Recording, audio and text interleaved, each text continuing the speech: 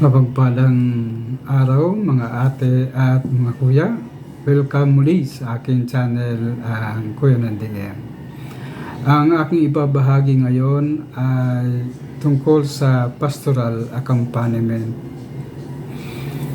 Katulad ng pastoral care, ang pastoral accompaniment ay primary focus sa pakikipag-ugnayan sa individual sa kanilang journey sa buhay.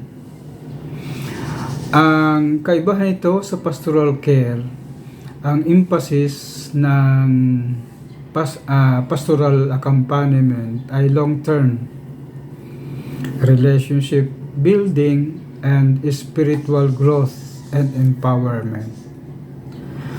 Ang approach nito ay halos magkaparehas sa pastoral care.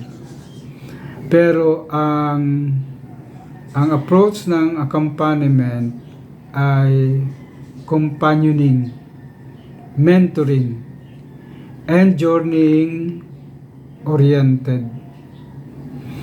Ang goals nito ay to foster spiritual maturity, discernment, and personal growth. Kung ang pastoral care ay often short-term, while pastoral accompaniment is long-term. So, madalian lang ang pastoral care. Kaya ito ay napakagandang paraan ng pakikipag-journey at matulungan ang individual upang lumago ang relasyon sa Diyos, upang magkaroon ng magandang ugnayan sa prayer at mapalago ang pananampalataya patungo sa kapayapaan, patungo sa linaw ng paghahanap ng sarili at ang relasyon sa Diyos.